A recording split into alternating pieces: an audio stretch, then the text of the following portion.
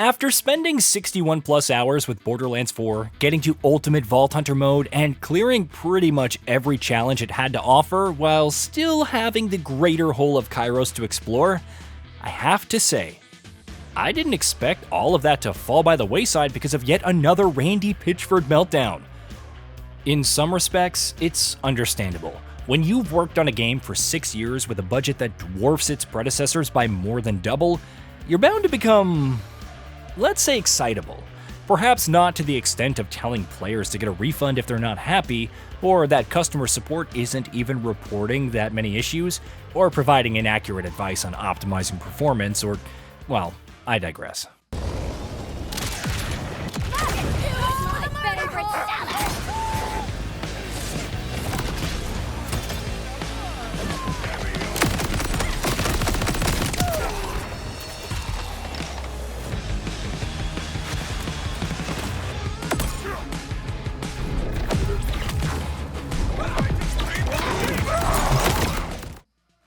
Somehow, despite all that, Borderlands 4 has been a success. Sales have yet to be officially announced, but Alenia Analytics reports over 2 million copies sold in its first week.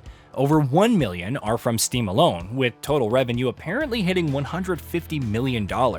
Even more telling is the player numbers. Not only is it the biggest launch on Steam by a wide margin, but the daily peaks have been pretty impressive. Even among all the reviews rightfully criticizing performance, optimization, and Pitchford, some enjoy the experience, and even say that you should at least grab it on discount. But the sequel's success probably isn't all that surprising. Even with all the criticism towards Borderlands 3's story, it ended up being the fastest-selling game in the series, with extensive praise for the gameplay. Borderlands 4 improves on that even further with more mobility, even better feeling gunplay, and the most character customization yet. And much as I have my issues with the story, the new characters feeling mostly bland, the repetitive nature of objectives, how the actual overarching narrative is only really advanced, and that too sparingly, by the end, it feels like Gearbox addressed a good many concerns.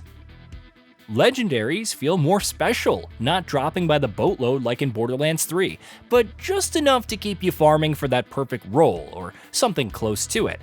Licensed parts facilitate this even further, creating as much joy as frustration. With all due respect, get Ripper Mags out of the game. I didn't think having the option to instantly rematch against bosses would feel this amazing, but I lost many an hour because of one more run. The endgame feels challenging, especially from the beginning if you're nowhere near level 40. But while it seems nigh impossible, all of the systems, the specializations, the legendaries, the firmware bonuses, skill trees, legendaries, and whatnot, they all start clicking into place.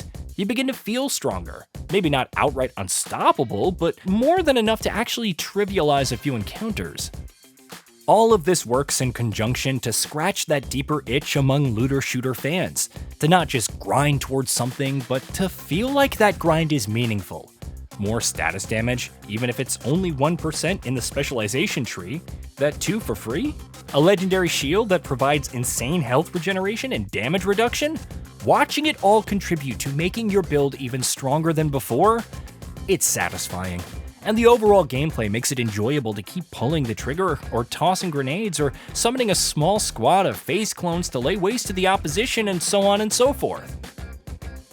Another element that I think helps Borderlands 4 stand out is its very nature as a looter shooter. Say what you will about its humor, even now, or the overall gameplay loop, Gearbox understands the kind of game it's meant to be. Not a live service shooter like Destiny 2, which introduces an insane power level grind and wants you to keep logging in for meager gains while trying to muster up some interest in the story, but a relatively one-and-done narrative experience with an equally compelling endgame. It shows you the ceiling of the current experience, how to get there, and leaves the rest up to you. If you want to min-max that even further to melt bosses in a matter of seconds, well, what else is the point of a looter shooter game? This doesn't mean that Gearbox won't add on to the experience post-launch with new mini-events, invincible bosses, vault hunters, or story missions.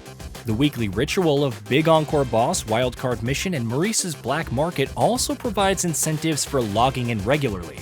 And yet, this isn't a live service experience in all the best ways. There's no social hub where you have to log in and see all these other players wandering about, unless you want to engage with co-op, of course. It's fully playable offline. There are tons of cosmetics and customization options available to unlock by simply, and I know this sounds crazy for Bungie, playing the game.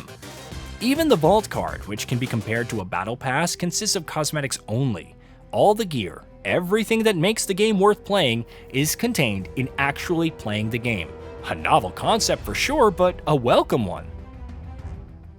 Now, I'm not going to trash all live service looter shooters, but the number of titles that have gotten things horribly wrong, and possibly shut down as a result, is far too high. That Borderlands 4 manages to sidestep most of its issues while also fundamentally fixing many that have plagued the series is pretty impressive.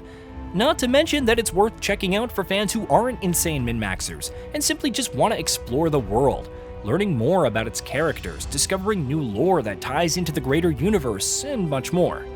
I feel like Kairos isn't getting enough attention for how fun it is to explore, even if some of the exploration tools like the compass need further revamping.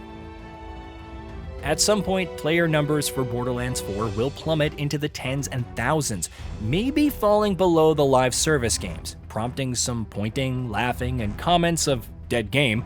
Gearbox will eventually nerf some builds or the other, angering a huge chunk of the player base that grinded for hours on end. Randy Pitchford will probably, well, almost certainly, have another meltdown. The story DLC and new Vault Hunters could very well disappoint. As with any video game with post-launch updates and expansions, many things can go wrong, Pitchford debuff notwithstanding. And once Gearbox is done with all that, it'll move on to the next thing. There may not even be a new Borderlands until a decade later, forget picking up all these threads that have now just been established. But there's something comforting about an experience like this that feels complete in its present state, and I wouldn't be surprised if the reported millions of other players felt the same. Between all the controversy over the supposed $80 price that thankfully never came to pass, or whether the current price is worthwhile given the number of technical issues, sometimes having a game that you can have fun with and stop playing, maybe to come back to later or not, is really all it takes. Though, of course, everything else helps as well. Maybe that's something to remember even as the industry seemingly clings to live service against all odds and annoyances. Hey, did you know that we at GamingBolt upload new videos every day? Stick around, drop a like, subscribe, and hit that bell. And let us know what kind of content you'd like to see in the future with a comment below.